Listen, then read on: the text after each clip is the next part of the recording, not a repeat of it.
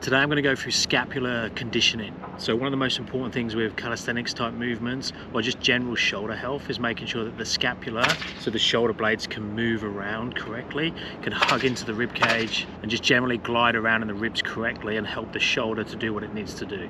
So I'm just going to start off nice and easy. I'm going to go up into protraction, so making sure the shoulder blades hug into the rib cage. Notice I'm on my hands and knees as well, so I'm doing an easier version to start with, making sure it's about mobility, not about strength.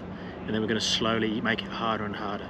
So protraction, bringing the shoulder blades into the rib cage, and then retraction, bringing the shoulder blades together, and then just go between those 2 points. So the idea with the mobility section is just to make the range of motion as big as possible and try and get the shoulder blades to just glide in and out.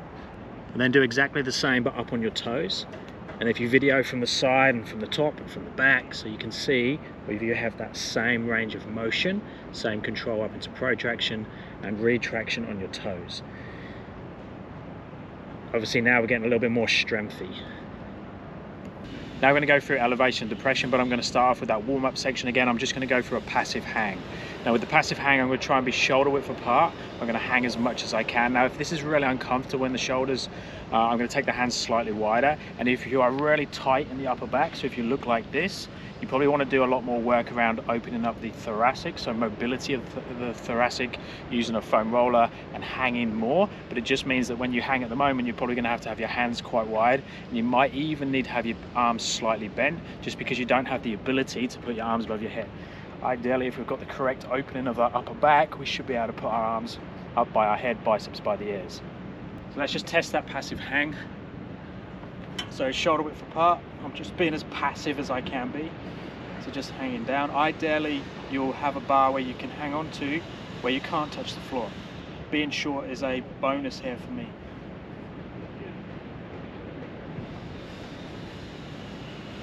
So I'm not consciously doing anything with the shoulder blades, I'm just hanging down as deep as I can into the position.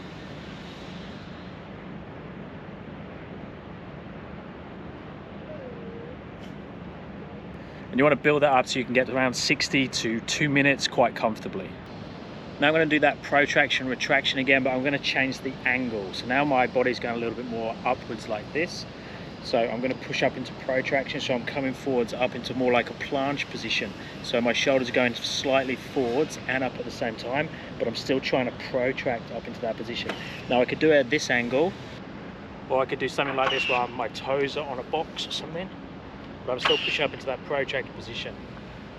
Retract back down, protract up. Now when we do start to change the angle, the conditioning is really good for us, especially for different types of movements, but it doesn't just become simple protraction and retraction. Then there's some depression, elevation, and just some rotation happening with the shoulder blades as well. Don't overly worry about that. You just want to think that you're going into strong positions at the top of the movement. So something like a sliding up to a press handstand will need the scapula to move around quite a bit, but you want to always feel like you're strong and not collapsing through the shoulder blades.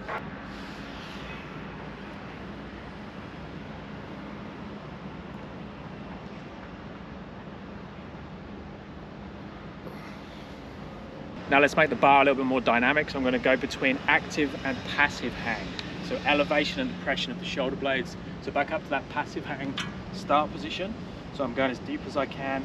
And now I'm going to depress the shoulder blades and open up as high as I can, but trying to keep the body in a straight line.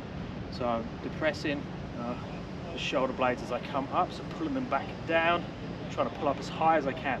I'm not bending the arms, and I'm trying to keep the body as one, I'm not going out in front. Now I can hold there in that active position, or I can go between active and passive for repetitions.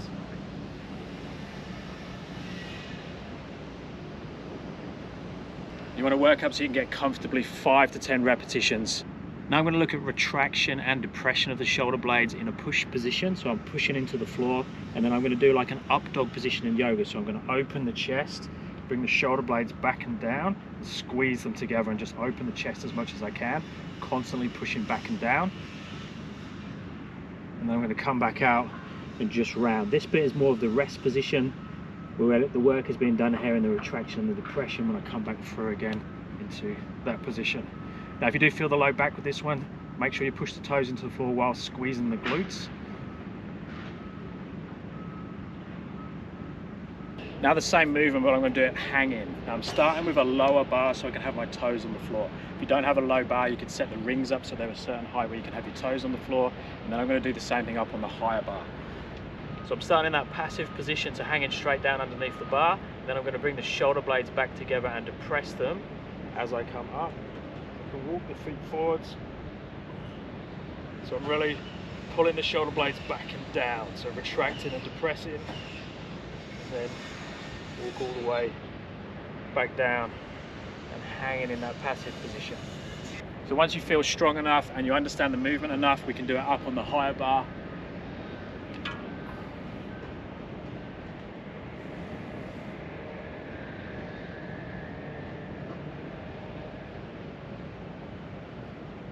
Passive position, retracting and depressing.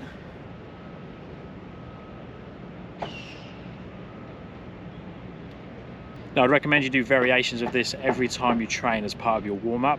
If you want to take it a little bit deeper, a little bit further, especially if you're working towards one arm skills, I would be doing these movements in one arm as well once you've warmed up the two-arm version. So single arm version, just working towards that passive hang, so be able to hang there passively and be able to do the active position and passive position on one arm.